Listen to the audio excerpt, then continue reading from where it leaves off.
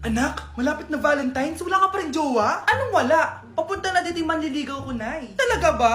Siguraduhin mong pogi at mayaman yan, ha? A few moments later. Tao po. Hello. Ito, para sa'yo. Konti lang to. Sana ma-appreciate mo. Wow, thank you. Anak, yan na ba yung manliligaw mo? Bakit parang di naman mo kamayaman? Nay, ano ba? Hello. Para sa'yo. Bagong iPhone, bagong iPad, car, at house and lot. May gusto ka pa ba?